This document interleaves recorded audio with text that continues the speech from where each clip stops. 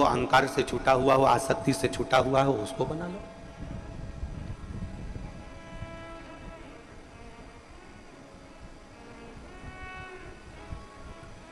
आप कैसे कह सकते हो कि मां को गुरु बनाया जा सकता है? आप कैसे कह सकते हो कि पिता को गुरु बनाया जा सकता है?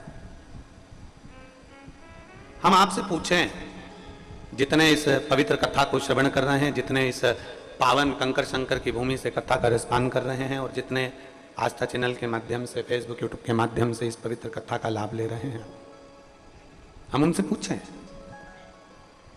प्रथम ज्ञान देने वाली होती कौन है? आपको बोलना सिखाता कौन है?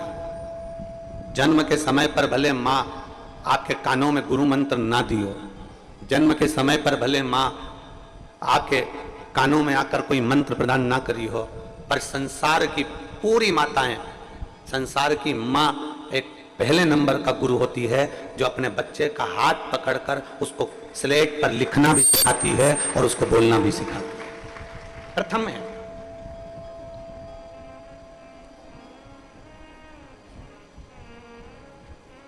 माता रूपी गुरु एक श्रेष्ठ गुरु की गिनती में आते हैं। मां प्रथम गुरु है, मां प्रथम।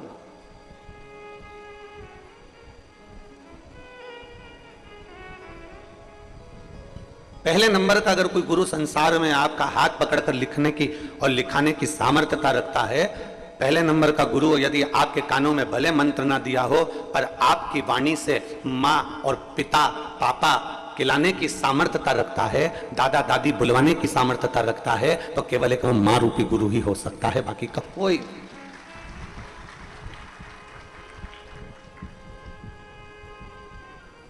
उस माता रूपी गुरु को हम पहचाने, उस माता रूपी गुरु को हम जानने का प्रयास करें। और जिस दिन हम माता रूपी गुरु को पहचान जाएंगे, जिस दिन हम पिता रूपी गुरु को पहचान जाएंगे, हम भटकना अपने आप छोड़ देंगे।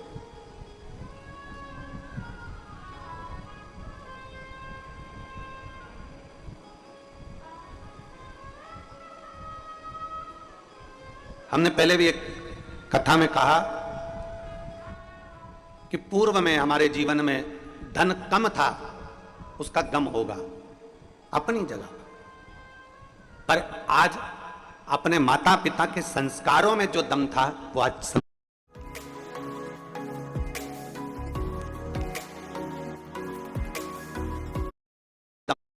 सागर में परमात्मा ने देकर भेजा है, तो वो मां को देकर भेजा। एक जीव जब जन्म लेता है ना, मृत्यु लोक में जब उस जीव को भेजा जाता है, मृत्यु लोक में जब उस जीव को भेजते हैं, मृत्यु सागर में, मृत्यु लोक में जब किसी मनुष्य को भेजा जाता है, तो वो ऊपर बहुत बहस करता है, बहुत बहस करता है वो ऊपर। वो कहता है कि मैं नीचे कैसे जाऊं, मुझे तो चलना भी नहीं आता, मुझे खाना नहीं आता, मुझे सोना नहीं आता, मुझे जागना नहीं आता, मुझे कुछ भी नहीं आता, तो मैं मृत्यु लोक में जाऊं तो जाऊं कैसे, मैं जाऊं कैसे?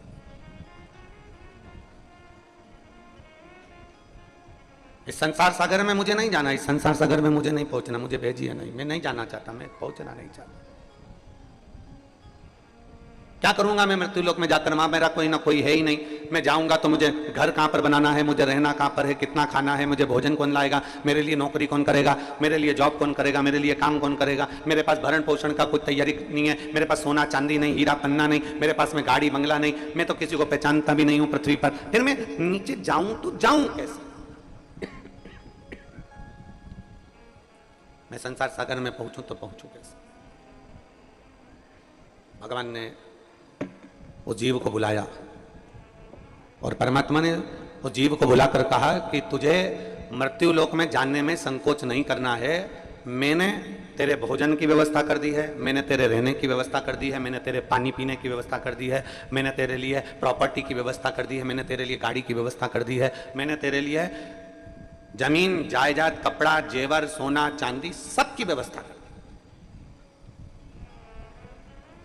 फिर परमात्मा से जीव ने फिर पूछा, ऐसा संसार में ऐसा पुण्यवान जीव कौन है जो मुझे खाना भी खिला देगा, बिना नौकरी के मुझे पानी भी पिला देगा, बिना सर्विस के मुझे सोना भी दे देगा, बिना सर्विस के मुझे चांदी भी दे देगा, बिना सर्विस के मुझे प्रॉपर्टी भी दे देगा, बिना सर्विस के मुझे जमीन जायदाद सब दे देगा। ऐसा फरिश्ता संसार में कौन होगा? तो भगवान कहते हैं जब किसी जीव को जन्म देता हूं ना, उससे पहले माता और पिता रूपी फरिश्ते को मैं पृथ्वी पर जन्म दे देता हूं, वो सब कुछ तुम्हें दे देगा।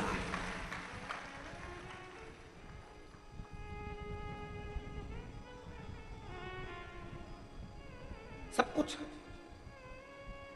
द्रौपदी का जब चीर खिंचा रहा था, द्रौपदी का जब चीर खींचा जा रहा था तो बिलख रही थी, रो रही थी, अपने पतियों को देखकर रो रही थी। पांच पांच पति हैं और एक जैसे बैठे हुए, और इनके हाथों में वो बल है कि गांडी उठाएंगे और 2 मिनट में मार देंगे। इनके हाथों में वो बल है कि गदा उठाएंगे और पछाड़ देंगे।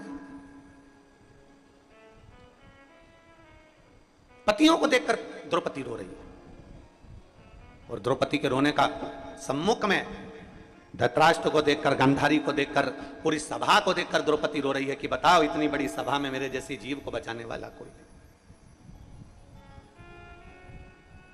तब आखिरी में द्रौपदी का ध्यान गुरु द्रोणाचार्य की ओर गया, और गुरु द्रोणाचार्य की ओर जब द्रौपदी का ध्यान गया कि इस सभा में मेरा गुरु भी बैठा हुआ है। एक गुरु सभा के अंदर बैठा हुआ है और वो गुरु मेरे सामने बैठा हुआ है, तो मुझे विश्वास है पति भले साथ ना देगा, रिश्तेदार भले साथ ना दे, पर कम से कम मेरा गुरु तो साथ देगा। द्रौपदी उस गुरु जी के सामने चली गई और कहा, प्रभु जी मेरे चीर को खींचा जा रहा है, मैं आपकी शिष्या हूँ, मैंने आपसे गुरु दीक्षा ली है, मैंने गुरु मंत्र लिया है, कोई साथ ना दे, कम से कम आप तो साथ दे दो। गुरु द्रोणाचार्य नैनों में जल भरकर द्रौपदी से कहते हैं, इस सभा में जितने बैठे हैं कोई तेरा साथ नहीं देगा, तेरा गुरु भी तेरा साथ नहीं देगा, और इतना याद रखना द्रौपदी, मैं भले साथ ना दूं, पर मैंने जो तुझे मंत्र दिया है उस मंत्र का जाप करना प्रारंभ कर दे, दुनिया का कोई साथ ना देगा, पर वो परमात्मा साथ देगा। श्री शिवाय नमस्तुभ्यम। तुम ये मत सोचना कि हमारे दुख की घड़ी में किसी मनुष्य से तुम गुरु मंत्र जरूर ले लोगे, किसी मानव से तुम गुरु मंत्र ले लोगे, किसी संत से, साधु से, ब्राह्मण से, तपस्वी से, साधक से, उपासक से, किसी कथाकार आदि जितने भी तुम्हें मिलेंगे आप उनसे गुरु मंत्र तो ले लोगे, पर इतना याद रखना, ना साधु, ना सन्यासी, ना तपस्वी, ना साधक, ना उपासक, ना कोई कथाकार, ना कोई तत्व तुम्हारे दुख की घड़ी में कोई तुम्हारा साथ नहीं देगा। दुख की घड़ी में तो केवल तुमने किसी गुरु से जो मंत्र लिया है और वो मंत्र का यदि स्मरण आ गया तो वो उस मंत्र का जाप करते रहना, तो वो मंत्र तुम्हारा साथ दे जाएगा। इंसान साथ नहीं देता, इंसान कभी साथ नहीं देगा, मनुष्य कभी साथ नहीं देगा। अकेले आए हो संसार सागर में, अकेले आपको जाना है, अपने हाथों से कर्म करते जाना है, अपने हाथों से मेहनत करते जाना है। संसार सागर में अकेले आए और अकेले जाना है, और अपना कर्म, अपनी मेहनत अपने साथ में करते हुए जाना है, अपना कर्म।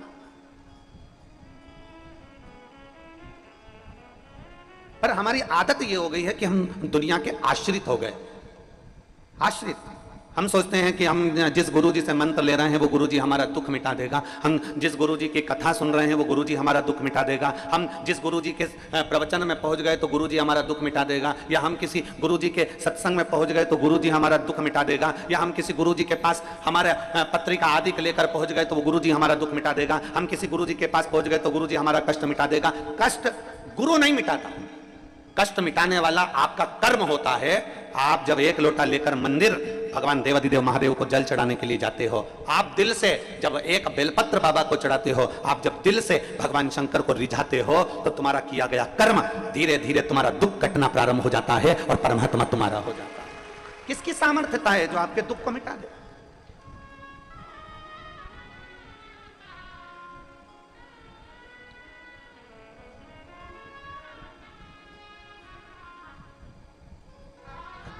रामकृष्ण परमहंस जी को, स्वामी विवेकानंद जी के गुरु को बहुत बड़ी बीमारी हो गई थी, कैंसर जैसा रोग हो गया था, कैंसर जैसा।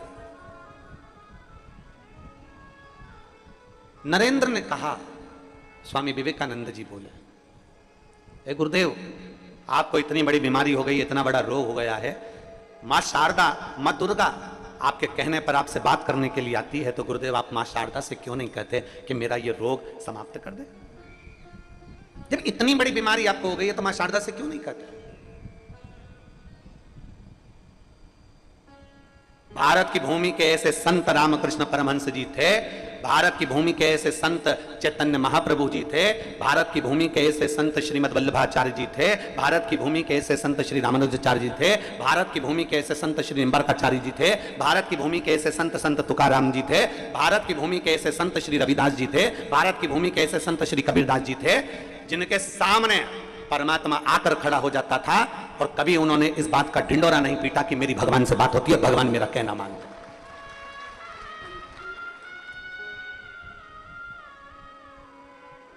आज के जमाने में अगर भगवान सपने में भी दिख जाए ना तो लोग माइकों पर डोंडी पीट पीट के कहते हैं कल रात्रि को मुझे वो दिखे थे और उन्होंने ऐसा कहा था।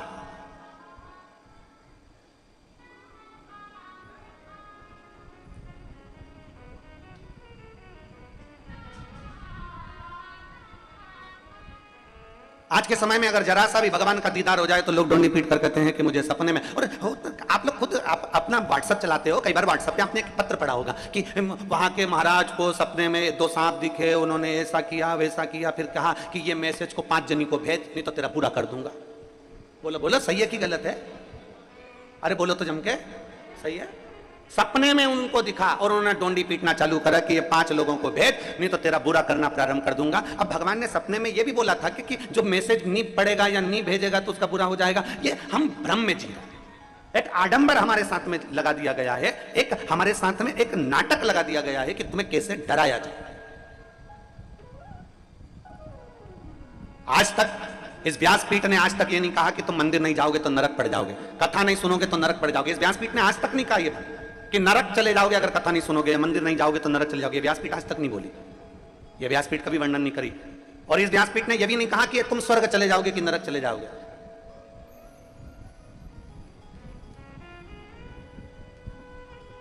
क्योंकि जिंदा व्यक्ति वहां तक जाता नहीं है और मरने के बाद कोई बताने आता नहीं है। कौन आया?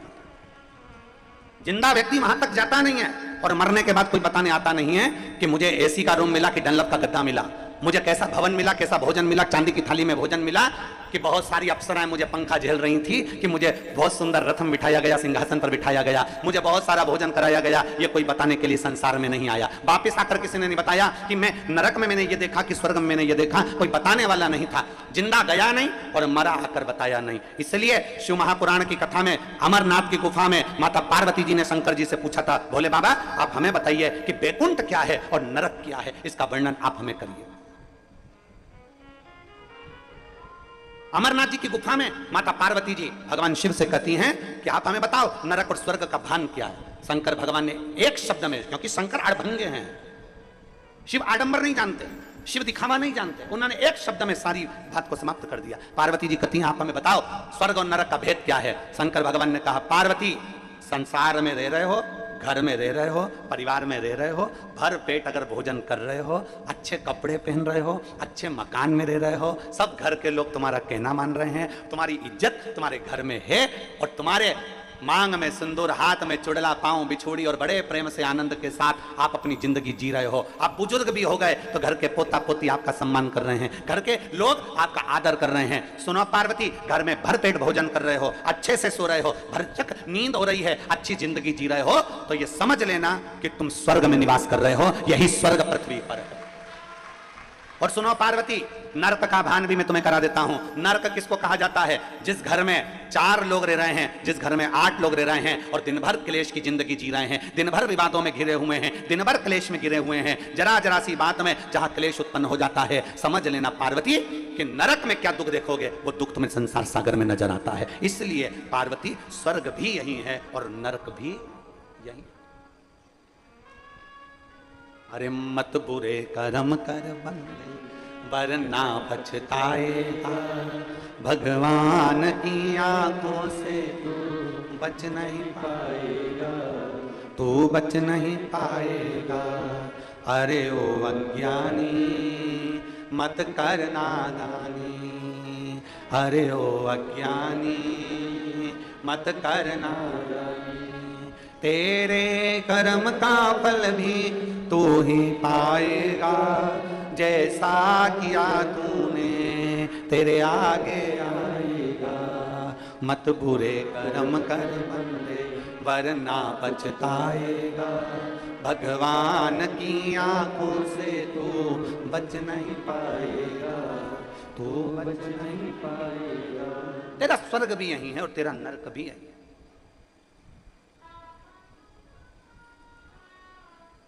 गुरु होता ही जीवन में ऐसा है कि वो आपको स्वर्ग और नरक का दर्शन पृथ्वी पर कराने का प्रयास करेगा। ऊपर की किसने देखी साहब?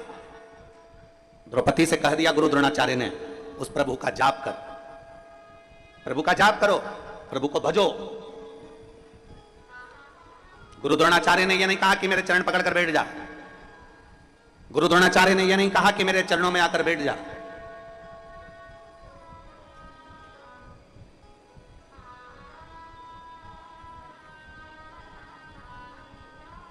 गुरु द्रोणाचार्य ने केवल एक ही बात कही,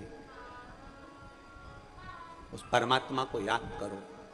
विपदा की घड़ी हो, विषम परिस्थिति हो, दुख का समय हो, उस समय पर उस शिव को, मेरे त्रिकालदर्शी कैलाशी को याद करो,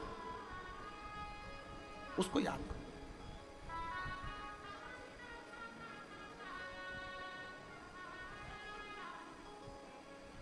और जिस दिन आपने मेरे देवाधिदेव महादेव का स्मरण कर लिया दुख के समय में, तकलीफ की घड़ी में, उस दिन शिव आपके सम्मुख में होगा, शंकर आपके पास में, शिव।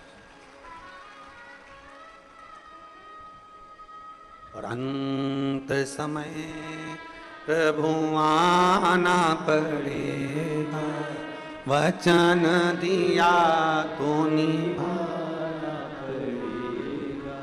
आए ना आए प्रभु कुटुंब कबीला, अंत समय प्रभु आना पड़ेगा, वचन दिया तो निभाना। वो गुरु अपना चरण नहीं पकड़ाया,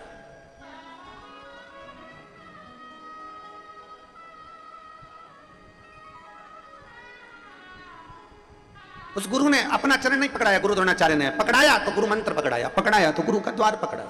भजन करो, भगवान का स्मरण करो। स्वयं स्वामी विवेकानंद जी रामकृष्ण परमहंस से कहते हैं, अपने गुरु जी से कहते हैं, गुरु जी शारदा मां तुम्हारी सुनती है, जगत जननी जगदम्बा अम्बा मां काल रात्रि मां दुर्गा भवानी तुम्हारी सुनती है। आप अपने शरीर में कैंसर जैसा रोग हो गया है, आप मां को बोलते क्यों नहीं हो? आप मां जगत जननी से कहते क्यों नहीं हो?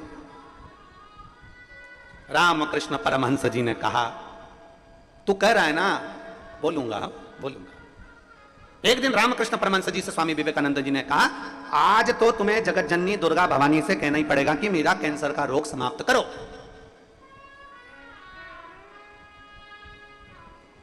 कमरे में बंद कर दिया रामकृष्ण परमहंस जी ने दरवाजा, बैठ गए। स्वामी विवेकानंद बाहर बैठे हुए थे, उनको लगा आज मेरे गुरुजी बोलेंगे मां से। मां शारदा सामने प्रकट हो गई।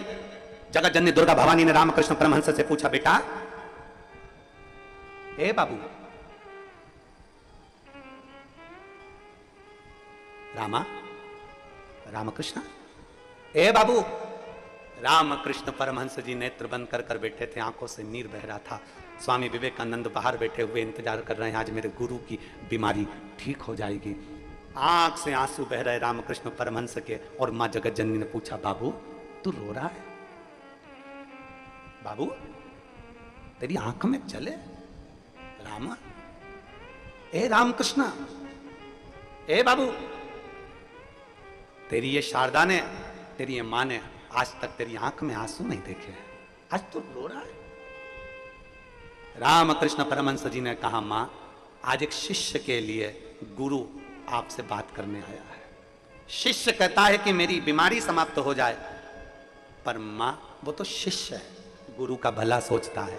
पर मां मैं तो इतना कहना चाहता हूं, अगर आज मैं अपने कर्म का भोग नहीं भोगा तो मुझे दूसरा जन्म लेकर फिर भोगना पड़ेगा, फिर भोगना। मां मेरे भाग्य में जो दुख लिखा है वो तू देते रहना मना नहीं है, पर मां इतनी कृपा करना कि तेरी भक्ति में मेरा मन लगा रहे और मेरी बीमारी का भी मुझे भान ना हो, बस इतनी करुणा कर देना। दुख आएगा, तकलीफ आएगी, कष्ट आएगा, बीमारी आएगी। ऐसा कोई संसार में नहीं जन्मा जिसकी जिंदगी में तकलीफ नहीं आई, ऐसा कोई जिंदगी में नहीं जन्मा जिसके जीवन में दुख नहीं आया। ऐसा कोई बड़े से बड़ा महात्मा हो चाहे छोटे से छोटा व्यक्ति हो, जिंदगी में ऐसा कोई नहीं जन्मा जिसकी जिंदगी में तकलीफ या दुख या कष्ट नहीं आया। बस उस दुख की घड़ी में आप परमात्मा पर एक लोटा जल चढ़ाते रहो, महादेव को एक लोटा जल चढ़ाते रहो, जिससे वो दुख की घड़ी निकलती चली जाए। तुम्हारा ध्यान उस दुख में ना जाए, तुम्हारा ध्यान उस तकलीफ में ना जाए। एक पत्र आया है, उस पत्र में एक मां ने लिखा कि मेरी बेटी की आंख के नीचे एक छोटी सी सफेद लाइन हो गई। बेटी का जीवन, लड़की का जीवन, मेरी बेटी के आंख के नीचे सफेद लाइन हो गई। सफेद लाइन जब आंख के नीचे रही तो धीरे धीरे धीरे धीरे वो सफेद सफेद सफेद करते करते पूरा चेहरा उसका सफेद होने लगा, बीमारी फैल गई। उसने पत्र में लिखा, जरा देखिएगा। मैं अर्चना बेलवंशी, पति सुरेश बेलवंशी, परासिया, जिला छिंदवाड़ा, मध्य प्रदेश के निवासी हूं। मेरा मोबाइल नंबर ही है। कहीं बैठी हो तो हाथ हिलाइएगा, अगर कहीं बैठी हो तो हाथ हिला सकती है और बेलपत्र लेने यहां आ सकती है। हाँ जी, ठीक है। बेटी आई है क्या साथ में? आई है, ले आओ इसको, बेलपत्र लेकर जाओ। जाओ। मैं अर्चना बेलवंशी, पति सुरेश बेलवंशी, परासिया, जिला छिंदवाड़ा, मध्य प्रदेश की निवासी हूं। मेरा मोबाइल नंबर यह है। मेरी बेटी अंशिका बेलवंशी, उम्र 5 वर्ष है। उसकी आंख के नीचे सफेद दाग हो गया और उसके चेहरे पर पूरा दाग फैलता चले गया और पूरा चेहरा उसका धीरे धीरे सफेद होने लगा। 2023 में हमने डॉक्टर को दिखाया। जितना जितना उसको दिखाते गए वैसे वैसे उसके शरीर पर वो बीमारी फैलती चली गई। अब बेटी का जीवन है गुरुजी, कैसे इस बीमारी को देख लें? तब मेरे मम्मी पापा, ममता रकोशिया, पिताश्री अमित लाल रकोशिया जी के कहने पर मैंने पहली बार आपकी कथा टीवी पर सुनना प्रारंभ करी। आपको आज तक मैंने टीवी पर कथा नहीं सुनी थी, आज तक आपको देखा नहीं था, आज तक आपसे बात नहीं हुई। पहली बार कथा मैंने टीवी पर देखी और आपने कहा कि पूर्णिमा की रात्रि को गाय जब बछड़े को दूध पिलाती है तो उसके मुंह में फेन आ जाता है, उसको चम्मच में निकाल लो और उस फेन को शरीर पर लगाकर उसको चंद्रमा की रोशनी में रखिए और रुद्राक्ष का जल शिव जी को चढ़ाकर उसको पिलाइए। हमने बेटी को शंकर जी के मंदिर भेजना चालू कर दिया।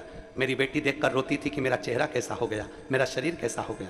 तब हमने अपनी बेटी से कहा, उस पर भरोसा रख, बाबा को एक लोटा जल चढ़ाती रहे, मंदिर की सफाई करती रहे। और बाबा का क्या गुणगान करूं गुरुदेव, मेरे बाबा तो शंकर हैं और मैं क्या कहूं, आपकी वाणी में केवल शिव पुराण नहीं है, शंकर खुद वाणी से ऐसा लगता है कि बोलता है। बाबा आज मेरी बेटी पूरी तरह से ठीक हो गई, उसका चेहरा वापस वैसा की वैसा हो गया और उसका रोग समाप्त हो गया। मैं बाबा को प्रणाम करने के लिए एक शिव तत्व की प्राप्ति, एक शंकर को घड़ी की प्राप्ति।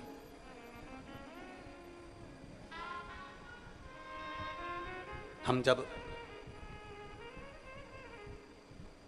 शिव को अपना मान लेते हैं और शंकर को अपना जान लेते हैं, हम जब शिव को अपना मान लिए, शंकर को जब हमने अपना जान लिया, वो एक लाइन आप और हम हमेशा गुनगुनाते रहते हैं, रिश्ता तेरा मेरा सबसे प्यारा, रिश्ता तेरा मेरा सबसे प्यारा, तू मेरा बाबा मैं हूँ तेरा लाला, मैं हूँ तेरा लाला, तू मेरा बाबा मैं हूँ तेरा लाला, मैं हूँ तेरा लाला। एक विश्वास, एक भरोसा,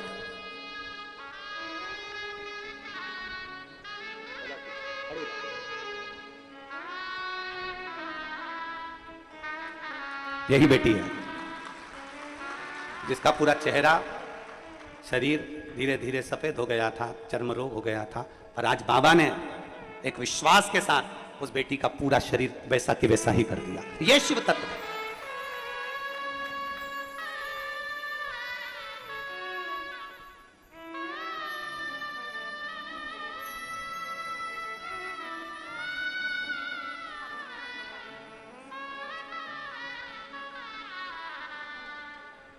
प्रणाम करो।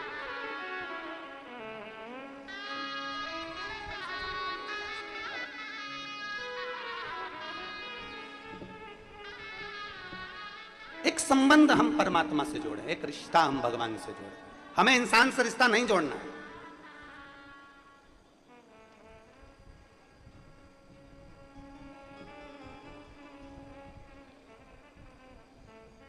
याद करो जगत गुरु शंकराचार्य जी का वो समय, 14 वर्ष की आयु में जगत गुरु शंकराचार्य जी जब पूरे विश्व में शिव का डंका बजा रहे थे,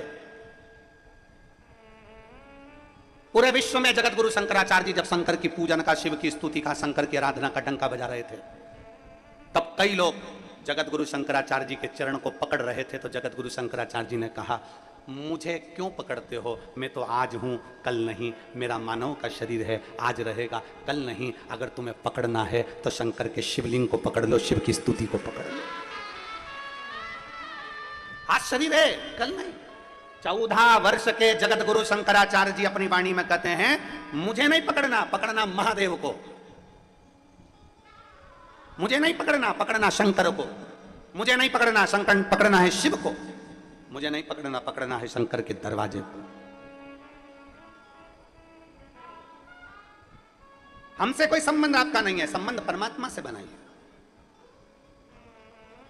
एक असली गुरु जो होता है ना, एक सही गुरु जो होता है ना, वो आपको यही मार्ग बताएगा। हमारे पास में नहीं, हमारे चरण पकड़ना नहीं, पकड़ना तो मेरे देव अधिदेव महादेव के चरण पकड़ना। जब दुख की घड़ी आएगी तो वो परमात्मा तुम्हारा साथ देगा। और अंत समय प्रभु वचन दिया तो निभाना पड़ेगा, आए ना आए प्रभु कुटुंब कबीरा, अंत समय प्रभु आना पड़ेगा, वचन दिया तो निभाना पड़ेगा, अंत समय प्रभु आना पड़ेगा। एक शिव पर भरोसा करिए, एक ओगड़ी पर भरोसा करिए। मां शारदा कर रही है, मां जगतजननी दुर्गा भवानी कर रही है, मां आदिशक्ति कर रही है। रामा तेरी आंख में चले, ए बाबू क्यों रो रहा है, क्यों रो रहा है? रामकृष्ण परमहंस जी कहते हैं, मां बस एक आस लिए बैठा हूं, एक आस। क्या आस है तेरी, बोल। रामकृष्ण परमहंस जी कहते हैं, ये जो रोग मिला है ना, बस तुम्हारी भक्ति में इतना डूबा रहूं कि ये रोग मुझे मालूम ना पड़े। शिव जी के मंदिर में जब एक लोटा जल चढ़ाने जाओ, शंकर जी से अपने मन की बात कहते समय ये जरूर कहना कि अगर दुख की घड़ी आए तो परमात्मा इतनी कृपा जरूर करना कि वो दुख मुझे याद ना आए, तेरी भक्ति में इतना रमा रहूं, मैं तेरे भजन में इतना रमा रहूं, मुझे याद ना आए ये सब, ये दुख मेरे सम्मुख में याद ना आए।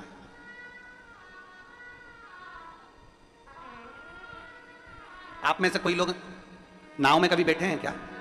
जो लोग बैठे हैं जरा हाथ उठाओ। नाव में कभी बैठे हो तो ठीक है, रख लो रख लो, बहुत जोरदार।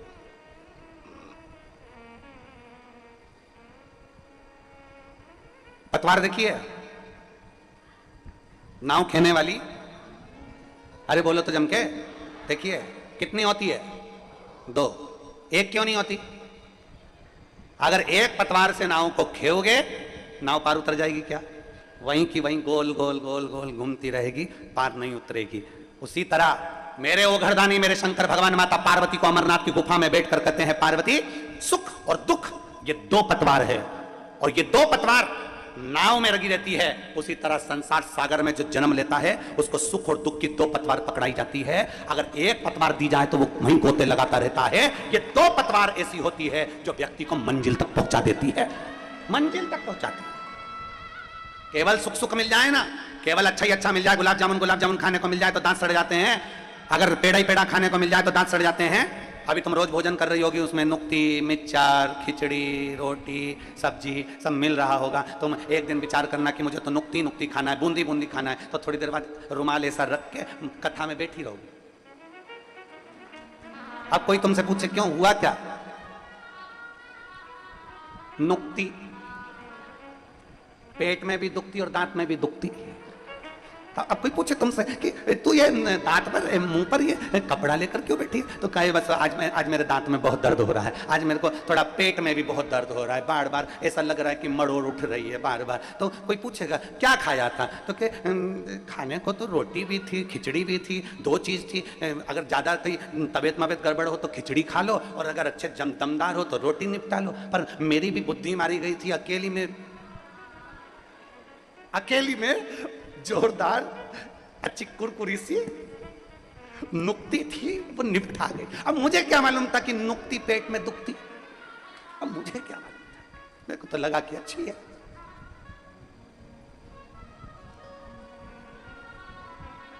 अब मैं तो खा गई। अब मुंह पे रुमाल रखकर बैठे हो, दांत में तकलीफ। अर्थात शिव महापुराण की कथा कहती है, मेरे भोलेनाथ, मेरे ओघड़दानी अमरनाथ जी की गुफा में कहते हैं बैठकर, पार्वती सुन, दो पतवार से नाव पार होती है, उसी तरह दुख के साथ सुख है और सुख के साथ दुख है। एक पहले चलती, फिर दूसरी चलती, फिर एक चलती, फिर दूसरी चलती। सुख आएगा, दुख आएगा, सुख आएगा, दुख आएगा, सुख आएगा, दुख आएगा, और अंत में मंजिल तक पहुंच जाओगे। बस तुम्हारी नैया पार, भटकना नहीं है।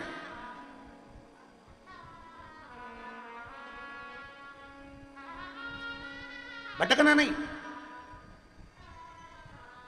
अगर हम इस सुख दुख की नाव में सवार हैं, मंजिल तक पहुंचना है तो परमात्मा का, रामकृष्ण परमहंस जी से मां जगत जननी करी, मांग तुझे क्या चाहिए, आज मेरा दिल प्रसन्न है क्योंकि तेरे शिष्य ने तेरे लिए सोचा है, तो बोल तुझे क्या चाहिए। रामा बोल दे, रामा हे बाबू मुंह से बोल तो सरी। रामकृष्ण परमहंस जी कहते हैं, मां आज एक इच्छा है मेरी, वो तू पूरी कर देना। मां कौन सी इच्छा है, बोल रामकृष्ण परमहंस। मां पूछ रही है कौन सी इच्छा, तब स्वामी विवेकानंद जी का स्मरण आया और रामकृष्ण परमहंस जी ने कहा, मां इतना जरूर करना, जब मेरे अंतिम क्षण हो, प्राण छूट रहे हो मां, तब तेरी गोद में मेरा सिर रखा हुआ हो और मैं अपने धाम को चला जाऊं। बस इतनी क्या आया है सो जाएगा राजा रंक फकीर, जो आया वो जाना है। ऐसा संसार में कोई जन्म मरण और परण, तीन मेरे बाबा के हाथ में है। जन्म, डॉक्टर ने कह दिया 8 तारीख की डिलीवरी का टाइम है, मालूम पड़े 15 दिन पहले हो गई या 10 दिन और निकाल दी। जन्म, मरण, मृत्यु। किसी ने पत्रिका देखकर कहा था बहुत लंबी उम्र है, मालूम पड़ा टेका या निपट गए।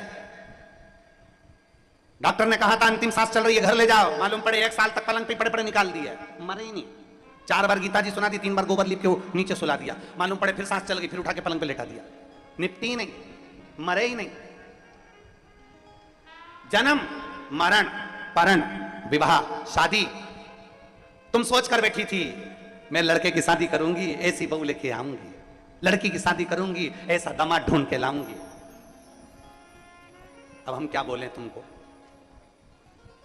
तुम सब अच्छे से जान रही होगी तुम्हारे घर में कैसी आई है और कैसे दामाद और कैसे सब मिले हैं, ये तुम सब जानते। कितना कितना सोचा था, कितना कितना विचार कर रहा था, कितना कितना मन में सोच कर बैठे थे।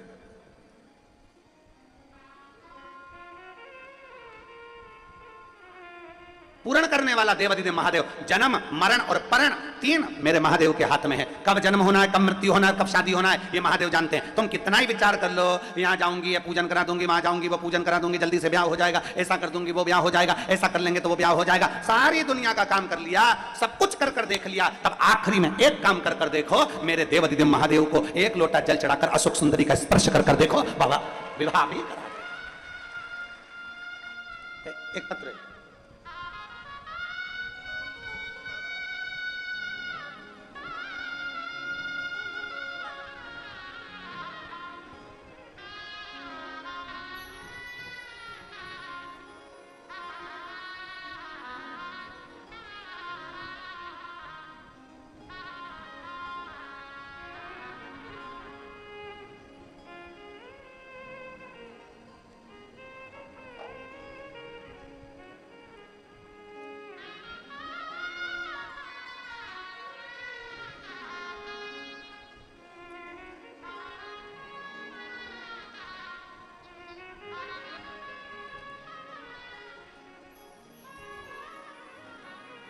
सुमित बालाजी कांवले लातूर से हैं, कहीं बैठे हो तो हाथ हिला सकते हैं। आप ही हैं? श्री शिवाय नमस्तुभ्यं। बेटा आया है जिसकी नौकरी लगी? वो नहीं आया। आ जाओ, एक बेलपत्र लेकर चले जाओ। आइए। हम लातूर से आए हैं, आपको कहना चाहते हैं मेरे बच्चे की नौकरी नहीं लग रही थी। बच्चा भगवान पर भरोसा नहीं करता था, किसी बाबा पर भरोसा नहीं करता था मेरा बच्चा। तब मैंने अपने बेटे से कहा कि तू एक बार शिव मंदिर जाना चालू कर, शंकर को एक लोटा जल चढ़ाना चालू कर। मेरा बेटा कहता है माँ क्या शिव जी को जल चढ़ाने से नौकरी लग सकती है? तुम मेहनत कर। वो सियोर वाला महाराज कहता है इतनी मेहनत करो और शंकर को फिर आखिरी में एक बेलपत्र उस पर शहद लगाकर बाबा को विनय कर जा, जरूर सफलता मिलेगी। और मेरे बेटे ने मेरा कहना माना, एग्जाम देने गया, मेहनत कर अच्छा लगन लगाकर और बेलपत्री पर शहद चढ़ाकर आज मेरा बेटा गवर्नमेंट में सिविल इंजीनियरिंग के पद पर नियुक्त हो गया। मैं बाबा को धन्यवाद देता हूं। यह शिव तत्व एक भीतर से एक विश्वास की जागरूकता होना चाहिए, अपने भीतर एक विश्वास की जागरूकता उत्पन्न। कहते हैं ना थोड़ी मेहनत हाथ की, जम के बोलो आप भी हमारे साथ, थोड़ी मेहनत हाथ की, बाकी की कृपा कुबेरेश्वर नाथ की, बाकी की कृपा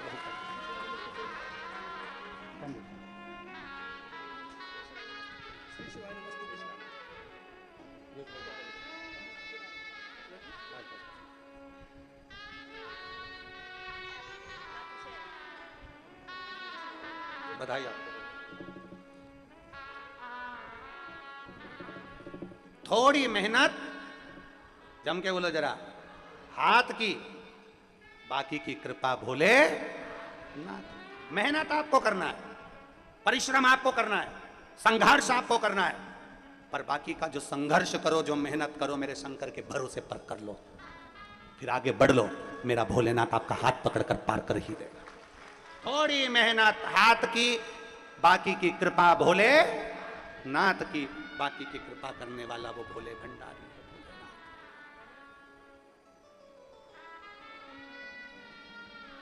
वो कृपा करता, वो दया करता, उसकी करुणा, उसकी कृपा कभी खाली नहीं जाती।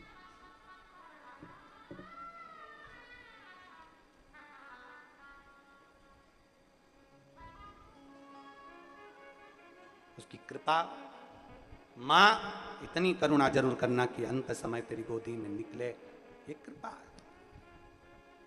पट खुला, दरवाजा खुला, स्वामी विवेकानंद जी अंदर आए, गुरु जी के चरण पकड़कर कहा आज मैं बड़ा खुश हूं। रामकृष्ण परमहंस जी मुस्कुरा दिए। सच्चा संत जो होता है ना, उसके चेहरे की हंसी कभी समाप्त नहीं होती। सच्चे संत के चेहरे की हंसी कभी समाप्त नहीं होती। सच्चा जो संत होता है उसके चेहरे पर कभी क्रोध नहीं आता। सच्चा जो संत होता है उसके भीतर कभी अहंकार नहीं आता, अभिमत्ता से परे होता है। रामकृष्ण परमहंस जी मां दुर्गा से, आद्य शक्ति मां काली से, शारदा भवानी से बात करते थे, पर कभी रामकृष्ण परमहंस जी के चेहरे पर कभी भी अहंकार, क्रोध, कभी भी उनके चेहरे पर, मां स्वयं कह रही है शारदा भवानी कि आज मैंने तेरे चेहरे पर अश्रु देखे, तू तो मुस्कुराने वाला था, तू तो हंसने वाला, तू मुस्कुराने वाला, और जगत को तू प्रेरणा देने वाला कि हंसते रहो जिंदगी में, और तू आज रो रहा है। मां शारदा खुद कह रही है।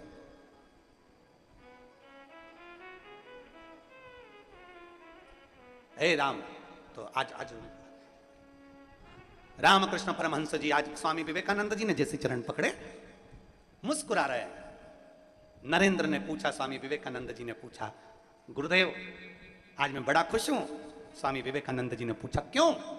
आज इतनी प्रसन्नता तेरे चेहरे पर है स्वामी विवेकानंद की। नरेंद्र, तेरे चेहरे पर इतनी प्रसन्नता है, किस बात की प्रसन्नता है? क्योंकि आज मेरे गुरु का रोग समाप्त हो गया, मुझे उसकी प्रसन्नता है। आज मेरे गुरु का रोग समाप्त हो गया, मुझे उसकी प्रसन्नता है। रामकृष्ण परमहंस जी मुस्कुरा कर बोले, रे नरेंद्र, ओ नरेंद्र। रामकृष्ण परमहंस जी मुस्कुरा कर बोले, मां आई थी, मैंने बात भी करी थी, और मैंने तेरा बोल भी दिया था, शिष्य के कहने पर यहां आया हूं। पर नरेंद्र, मैंने माँ से अपने रोग की मुक्ति नहीं मांगी, मैंने माँ से केवल मांगा तो इतना मांगा कि मेरी दुख की घड़ी में तेरा भजन करता रहूं और वो दुख मुझे याद ना आए, बस इतनी कृपा कर देना।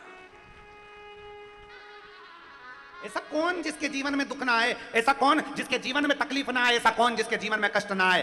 तुम कितना बड़ा भी अगर मिनिस्टर है, कितना बड़ा भी मंत्री संतरी कलंतरी, कितना बड़ा भी पदाधिकारी, चाहे वो बड़े से बड़े औहदे पर बैठा हो, चाहे वो कलेक्टर हो, एसपी हो, चाहे वो आईएएस ऑफिसर बनकर बैठा हो, चाहे कितने बड़े भी औहदे पर बड़े से बड़ा ऑफिसर बनकर बैठा हो, चाहे बड़े से बड़ा मिनिस्टर बनकर बैठा हो, चाहे एक छोटे से छोटा गरीब से गरीब व्यक्ति से लेकर बड़े से बड़ा साधु संत सन्यासी तक क्यों ना है, उसकी जिंदगी में भी दुख आता जरूर है। क्योंकि जो जन्म लेता है उसको दो पतवार पकड़ा कर भेजा जाता है, दो हाथ देकर भेजा जाता है कि ये दो पतवार सुख और दुख की है, इस पतवार से तुम्हें पार होना है। सुख भी आएगा दुख भी आएगा, सुख में फूल ना मती और दुख में शंकर को कभी भूल ना मती, बस इतना याद रखिए।